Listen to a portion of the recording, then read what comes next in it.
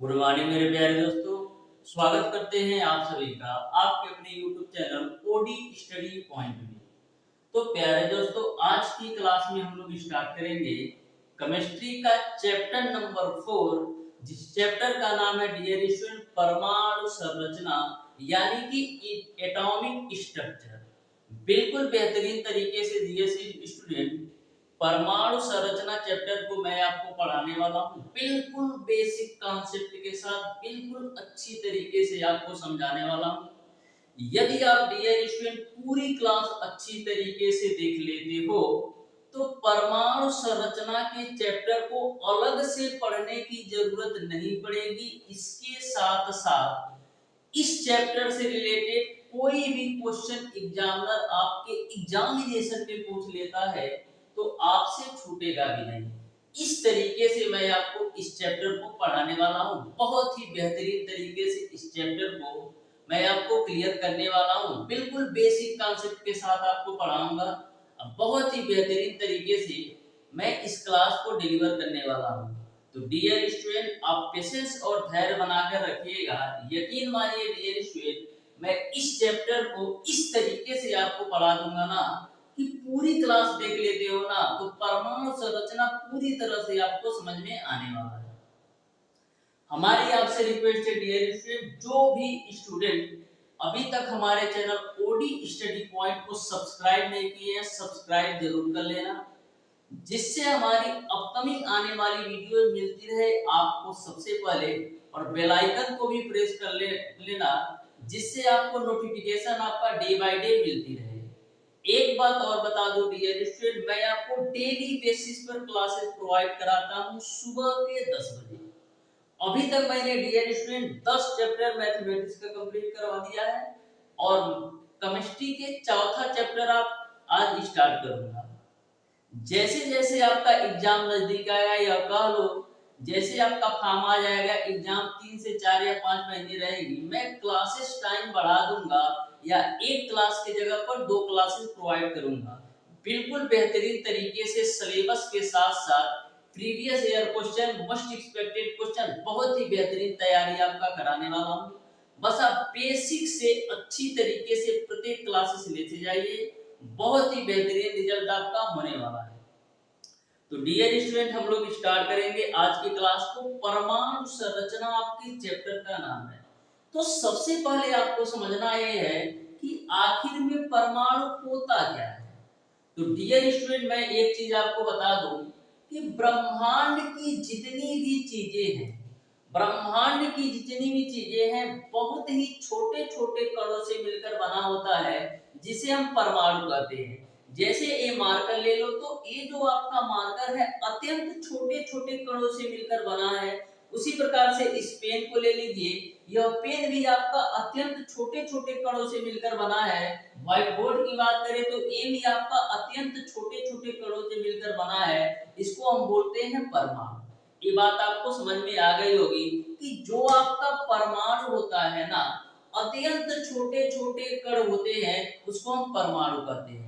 यानी कि यदि आप डिफिनीशन लिखना चाहें तो इस तरीके से लिख सकते हैं कि किसी भी तत्व का छोटे से छोटे कण, यानी कि डिफिनीशन लिखना चाहे तो जो आपका परमाणु होता है वह किसी भी तत्व का छोटे से छोटा अविभाज्य कण होता है। जो आपका परमाणु होता है किसी भी तत्व का छोटे से छोटा अविभाज्य कण होता है, और यह रासायनिक अभिक्रिया में भाग ले सकता है। इसको हम परमाणु कहते हैं। यानी कि 3 बातें आपको सीखने को मिली कि जो आपका तत्व होता है छोटे से छोटे कण से मिलकर बना होता है, जिसको परमाणु कहते हैं, और जो आपका परमाणु है अविभाज्य है, यानी कि परमाणु को हम और विभाजित नहीं कर सकते हैं, लेकिन जो आपका परमाणु होता है रासायनिक अभिक्रिया में भाग ले सकता है। ठीक है, इस तरीके से पॉइंट वाइज लिखोगे ना तो बिल्कुल बेहतरीन तरीके से आपके दिमाग में बैठ जाएगा। ठीक, यहाँ तक आपको क्लियर है। अब हम बात करते हैं डियर स्टूडेंट की डाल्टन का परमाणुवाद क्या होता है। तो डाल्टन के परमाणुवाद के अनुसार भी डियर स्टूडेंट, जो आपका तत्व होता है ना, अत्यंत छोटे छोटे कणों से मिलकर बना होता है, जिसको हम परमाणु कहते हैं। डाल्टन साहब ने भी ये कहा कि जो आपका तत्व होता है अत्यंत छोटे छोटे कणों से मिलकर बना होता है, जिसको हम क्या बोलते हैं, परमाणु कहते हैं। ये पहला पॉइंट इन्होंने दिया कि जो आपका परमाणु होता है अत्यंत छोटे छोटे कणों से मिलकर बना होता है, जिसको हम परमाणु कहते हैं। दूसरा पॉइंट इन्होंने ये बताया कि जो आपका परमाणु होता है ना, अविभाज्य होता है। जो आपका परमाणु होता है अविभाज्य होता है, अर्थात इसको किसी भी विधि द्वारा और टुकड़ों में हम विभाजित नहीं कर सकते। डाल्टन साहब ने दूसरा पॉइंट ये बताया कि जो आपका परमाणु होता है अविभाज्य होता है, यानी कि हम इसको किसी भी विधि द्वारा और टुकड़े या और छोटे छोटे टुकड़ों में हम विभाजित नहीं कर सकते। तीसरा पॉइंट इन्होंने ये बताया कि किसी भी तत्व के परमाणुओं के, यानी कि एक ही तत्व के परमाणुओं के जो द्रव्यमान होता है और संरचना होता है समान होता है। एक ही तत्व के परमाणुओं के द्रव्यमान और संरचना दोनों ही समान होते हैं, लेकिन यदि हम भिन्न भिन्न तत्वों के परमाणुओं की बात करें तो उनका जो द्रव्यमान और संरचना होता है वो आपका भिन्न भिन्न होता है। ये इन्होंने बोला। तो 4 पॉइंट आपको ध्यान में रखना है। पहला ये ध्यान में रखना है कि जो आपका तत्व होता है अत्यंत छोटे छोटे कणों से मिलकर बना होता है, जिसको हम परमाणु कहते हैं। दूसरा पॉइंट ये ध्यान में रखना है कि जो आपका परमाणु होता है अविभाज्य होता है, यानी कि हम इसको किसी भी विधि द्वारा और टुकड़ों में विभाजित नहीं कर सकते। तीसरा पॉइंट ये आपको ध्यान में रखना है कि किसी भी तत्व के, यानी कि एक ही तत्व के जो परमाणु होते हैं ना, उनकी संरचना और द्रव्यमान समान होती है। चौथा पॉइंट इन्होंने ये बताया कि भिन्न भिन्न तत्वों के जो परमाणु होते हैं ना, उनका द्रव्यमान और संरचना जो होता है वो भिन्न भिन्न होता है। ठीक है। पांचवा पॉइंट ये ध्यान में रखिएगा, इन्होंने बताया कि परमाणु को हम नष्ट नहीं कर सकते हैं, ना तो उत्पन्न कर सकते हैं। तो 5 पॉइंट आप बिल्कुल ध्यान में रखिएगा। ये तो डाल्टन साहब ने बताया। अब आधुनिक परमाणुवाद के अनुसार क्या कहा गया, इसके बारे में आप ध्यान से देखना कि आधुनिक परमाणुवाद क्या कहता है। तो आधुनिक परमाणुवाद ये कहता है कि जो आपका परमाणु होता है ना, अविभाज्य नहीं है। जैसा कि डाल्टन ने बताया कि जो आपका परमाणु है वो अविभाज्य है, लेकिन आधुनिक परमाणुवाद के अनुसार ये बोला जा रहा है कि जो आपका परमाणु है अविभाज्य नहीं है। अविभाज्य नहीं है, यानी कि परमाणु अविभाज्य नहीं है, इसको इलेक्ट्रॉन, प्रोटॉन, न्यूट्रॉन तथा अन्य मूल कणों में भी हम विभाजित कर सकते हैं। यानी कि डाल्टन साहब ने बोला कि परमाणु को हम विभाजित नहीं कर सकते हैं, लेकिन आधुनिक परमाणुवाद ये कहता है कि हम परमाणु को और टुकड़ों में विभाजित कर सकते हैं, इलेक्ट्रॉन, प्रोटॉन, न्यूट्रॉन, अन्य मूल कणों में विभाजित कर सकते हैं। डाल्टन के अनुसार ये बताया गया डियर स्टूडेंट कि जो आपका एक ही तत्व के परमाणु होते हैं, उनकी द्रव्यमान और संरचना जो होती है समान होती है। एक ही तत्व के जो परमाणु होते हैं उनकी द्रव्यमान और संरचना समान होती है, लेकिन आधुनिक परमाणुवाद ये कहता है कि जो एक ही तत्व के परमाणु होते हैं उनके द्रव्यमान भिन्न भिन्न भी हो सकते हैं। जो एक ही तत्व के परमाणु होते हैं उनके द्रव्यमान भिन्न भिन्न भी हो सकते हैं। जैसे एग्जाम्पल के रूप में हाइड्रोजन के कितने समस्थानिक होते हैं, 3 समस्थानिक। पहला आपका होता है प्रोटियम,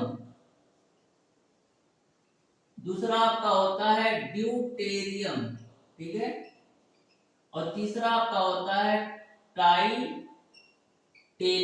ठीक है। ये हाइड्रोजन के 3 समस्थानिक होते हैं। तो जो प्रोटियम होता है इसका भी परमाणु क्रमांक 1 होता है, ड्यूटेरियम का भी परमाणु क्रमांक 1 होता है और टाइटेनियम का भी परमाणु क्रमांक 1 ही होता है। लेकिन जो प्रोटियम का द्रव्यमान संख्या होता है 1 होता है, ड्यूटेरियम का जो द्रव्यमान संख्या होता है वो 2 होता है और टाइटेनियम का जो द्रव्यमान संख्या होता है वो आपका 3 होता है। तो इस तरीके से आप देख सकते हो कि एक ही तत्व के परमाणु है, लेकिन इनके जो द्रव्यमान संख्या है वो आपका अलग अलग है। प्रोटियम का 1 है, तो ड्यूटेरियम का 2 है और टाइटेनियम का 3 है। तो इस तरीके से आपको समझ में आ गया होगा। और जहां पर परमाणु क्रमांक समान हो और परमाणु भार भिन्न भिन्न हो, उसको हम क्या बोलते हैं? उसको हम बोलते हैं समस्थानिक। ये दूसरा पॉइंट है आधुनिक परमाणुवाद का, कि एक ही तत्व के परमाणु के भिन्न भिन्न द्रव्यमान होते हैं। जैसे एग्जाम्पल के रूप में मैंने बताया कि हाइड्रोजन के 3 समस्थानिक के जो द्रव्यमान है 1, 2 और 3 है, लेकिन परमाणु क्रमांक समान है। तो हमेशा ध्यान में रखिएगा, यदि आपका परमाणु क्रमांक समान होता है और परमाणु भार भिन्न भिन्न होता है, तो उसको हम बोलते हैं समस्थानिक। समस्थानिक का मतलब स्थान समान होगा। ठीक। तीसरा पॉइंट आधुनिक परमाणुवाद एक आता है बाबू, एक आता है कि भिन्न भिन्न तत्वों की परमाणुओं के जो द्रव्यमान है वो आपका समान भी हो सकते हैं। भिन्न भिन्न तत्वों के परमाणुओं के जो द्रव्यमान है वो आपका समान भी हो सकते हैं। जैसा कि डाल्टन साहब ने बताया था कि भिन्न भिन्न तत्वों के परमाणुओं के जो द्रव्यमान होते हैं भिन्न भिन्न होते हैं, लेकिन ये बोल रहा है कि भिन्न भिन्न तत्वों के परमाणुओं के द्रव्यमान समान भी हो सकते हैं। तो जब आपका द्रव्यमान समान हो तो उसको हम बोलते हैं समभारित, लेकिन जब परमाणु क्रमांक समान हो तो उसको हम बोलते हैं समस्थानिक। तो समभारित का हम एग्जांपल आपको बता देते हैं। जैसे आपका आर्गन हो गया, ठीक है, इसका परमाणु क्रमांक 18 होता है लेकिन परमाणु भार 40 होता है। वहीं पर हम पोटेशियम की बात करें तो परमाणु क्रमांक 19 होता है और परमाणु भार 40 होता है। वहीं पर हम कैल्शियम की बात करें तो इसका परमाणु क्रमांक 20 होता है और परमाणु भार 40 होता है। तो आप एक चीज देख पा रहे हो कि यहाँ पर आर्गन, पोटेशियम और कैल्शियम सबके परमाणु भार समान है, सबके परमाणु भार समान है, लेकिन परमाणु क्रमांक भिन्न भिन्न है। तो मैंने क्या बताया, जब आपके परमाणु भार समान हो तो उसको हम बोलते हैं समभारित, लेकिन जब परमाणु क्रमांक समान हो तो उसको हम बोलते हैं समस्थानिक। ठीक है। अब एक समस्थानिक का और एग्जांपल देख लो, एक समभारित का और एग्जांपल दे दो। देखो, कार्बन के 3 ग्रुप होते हैं, एक आपका कार्बन 12 होता है, एक आपका कार्बन 13 होता है और एक आपका कार्बन 14 होता है। तो इसको आप क्या लिखोगे, 6 कार्बन 12, 6 कार्बन 13 और 6 कार्बन 14। तो यहाँ पर आप एक चीज देख रहे हो कि तीनों के जो परमाणु क्रमांक है वो समान है, यानी कि एक ही तत्व है जिसके परमाणु क्रमांक तो समान है, लेकिन जो आपका परमाणु भार भिन्न भिन्न है, तो क्या होगा, समस्थानिक। हमेशा ध्यान में रखिएगा, यदि आपका परमाणु क्रमांक समान हो और परमाणु भार भिन्न भिन्न हो तो समस्थानिक में आएगा। यदि आपका परमाणु भार समान हो लेकिन परमाणु क्रमांक भिन्न भिन्न हो तो वो आपका समभारित में आएगा। तो डायरेक्ट क्वेश्चन पूछा जाता है, अच्छी तरीके से दिमाग में सेट कर लो। ठीक है। अब डियर स्टूडेंट, जैसा कि मैंने आपको बताया कि परमाणु जो है अविभाज्य नहीं है। परमाणु को हम इलेक्ट्रॉन, प्रोटॉन, न्यूट्रॉन तथा अन्य सूक्ष्म कणों में विभाजित कर सकते हैं। तो हम इलेक्ट्रॉन, प्रोटॉन और न्यूट्रॉन तीनों के गुण के बारे में बात कर लेते हैं, जिससे डायरेक्ट आपके एग्जामिनेशन में क्वेश्चन पूछा जाता है। डायरेक्ट आपके एग्जामिनेशन में क्वेश्चन पूछा जाता है इलेक्ट्रॉन, प्रोटॉन और न्यूट्रॉन के गुण से। तो इधर मैं लिख लेता हूं बाबू इलेक्ट्रॉन, ठीक है। यहां पर मैं लिख लेता हूं प्रोटॉन, ठीक है, और यहां पर मैं लिख लेता हूं न्यूट्रॉन, न्यूट्रॉन, ठीक है। स्पेलिंग में हो सकता है थोड़ा बहुत मिस्टेक हो, ठीक है। तो सबसे पहले हम बात करते हैं इलेक्ट्रॉन।